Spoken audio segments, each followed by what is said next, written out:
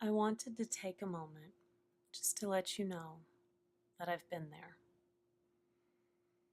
I've been there on those nights where you stare at the clock, the body shaking with anxiety and fear, wondering if morning will ever come again. I've been there on those nights when I wanted sleep so badly, but yet I was afraid to close my eyes because I might dream of him. I've been there when the anger is so extreme that it's frightening. I've been there when the obsessive thoughts, the wondering, the why, the how is just all consuming and seemingly endless. I've been there when the tears come hard and fast, almost like a sudden summer storm, and just like that storm where you have to pull over if it comes when you're on the road because you can't see where you're going. I've been there where the body seems to be numb, shutting down. I didn't eat for weeks, lost 20 pounds in 2 short weeks.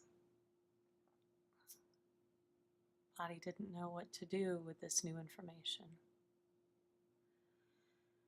I've been there when you find yourself picking up the phone to call them or innocently tapping out a text, only to realize partway through that they're not your person anymore. I've been there, taking his words that he said about me and adding to them my own thoughts, believing that I was broken, somehow incapable of being loved or finding love again. I've been there. In fact, 9 years ago today, I was only 2 days out, and to call me barely functioning would be giving myself way too much credit. So I just wanted to take a moment to let you know, those of you that are still there, that I have been there. I know sometimes that my message can read as too hopeful, too optimistic, too Pollyanna, and it seems impossible. It seems too Disney, maybe even grating. I get it. I felt the same way.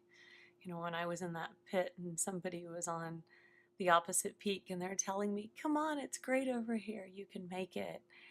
I just wanted to scream obscenities at them because it felt impossible. But you know what? They were right.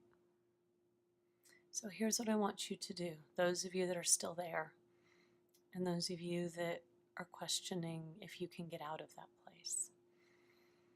Even if my message seems too hopeful, too optimistic, I want you to keep listening, to keep reading. And you know what? If my message isn't the right one for you, that's fine. Find somebody whose voice does speak to you, but somebody who's also telling you that you have a life after this. And even on those days when it doesn't quite ring true, even on those days when you don't yet believe it, I want you to keep listening. Because deep inside, there's a piece of you that needs to hear that message. And it's slowly starting to sink in. And one day, all of a sudden, it's going to click. And you are going to believe it. And you're going to start to move towards that better life for yourself.